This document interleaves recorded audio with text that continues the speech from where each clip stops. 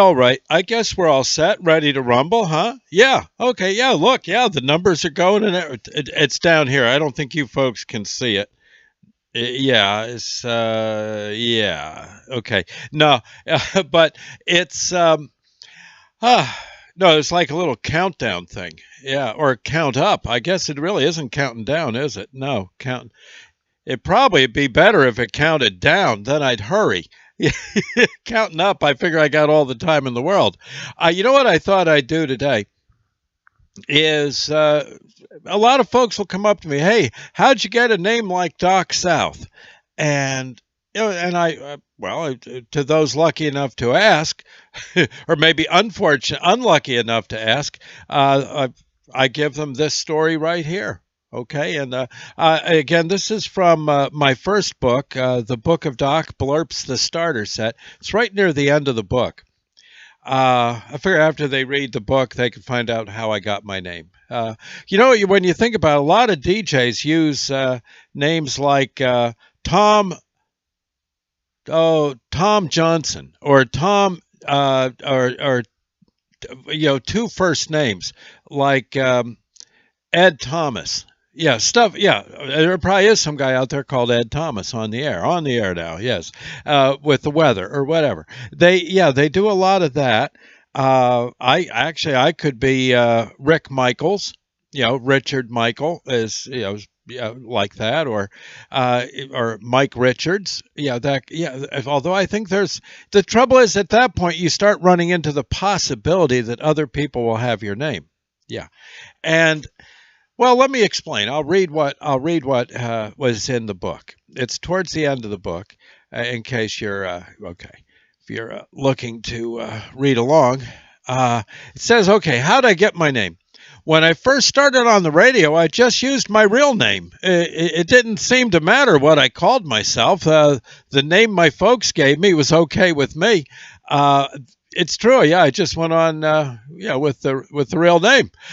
Wilson, North Carolina was a pretty big city, and honestly, I thought it might be great if people I ran into would, once they heard my name, get all starstruck and say things like, 'Oh, hey, you're that guy on the radio. We love your show.' I kept thinking it would be cool to be stopped at the Parkwood Mall on a Saturday morning to sign autographs. I always kept a fresh pen handy. Still do, I think. Yeah, here it is. See? Yeah. If anyone, okay. Always got one on hand. Paper might be another story. I didn't want to run out of ink. What with those long lines? You always keep a fresh pen. A fellow DJ warned me that it might be a good idea to not use my real name. He told me how he once used it, and this is a true story. He once used his real name on air, and yeah, how he used to use his real name. One day he came home to find his place was robbed. The crooks heard his name, looked up his address, and enjoyed his live show on his home radio as they cleaned out his stuff. At least they didn't take his radio. It was still running and tuned to his station, so at least he had two listeners. I played and loved oldies for my show. I figured that everyone would love them too. Imagine my shock when listeners would call in saying that the music stunk. Some fans would really get mad about my talking about a sponsor that maybe they felt gypped them. Of course, there's always the listeners who would take exception to some comment I made or a song I played. One fan even called up one night and ordered me to quit playing black music. He used another word for black, which of course I won't use, but yeah. I don't know if he was the Grand Dragon or whatever, but it wasn't a good call. I told him to get lost and hung up on him. It kind of bothered me that this idiot and his friends with the hoods might be able to find my house. Of course, there were people calling with good intentions, always, and wonderful comments, too. Some would call me at home after matching my name with a phone number. There were folks who had records to sell. Some had parties that needed a DJ. Some fans just wanted to talk. Most calls were just great. Still, I got to thinking how maybe it might be a very good idea to lose my real name. I had to come up with something else. By the time I realized that I needed an air name, I was back in New Jersey. With the help of a dear friend, I got a show on a local college station. And before I did any work for them, I figured it might be a very good idea to come up with some other kind of name.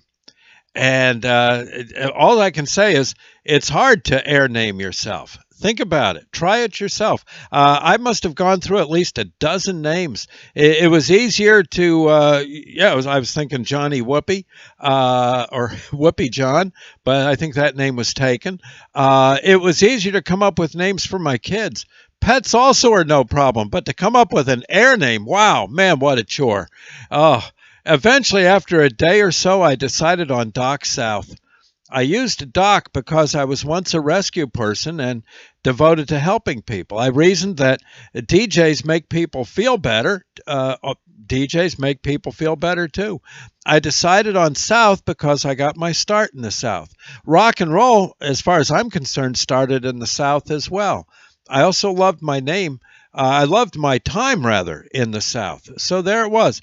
My name was to be Doc South from that point on. At first, I really didn't like the name. It didn't roll off the lips, so to speak. But I couldn't think of anything else, and that means I must have had the perfect name. No sense losing the name now. I've had it for I think now 36 years. 36 years. Yeah. So there you go. That's how it happened. And I see no reason to change now. My heavens. And mostly folks just call me Doc. So or if they're mad, hey South, what are you up to? Right? Yeah, I do get that too. Oh my. Well, anyway, friends, that's a wrap. I just thought you might like to know. And till we meet again, treat each other kindly and God bless. Okay, we'll see you later. And have a good day.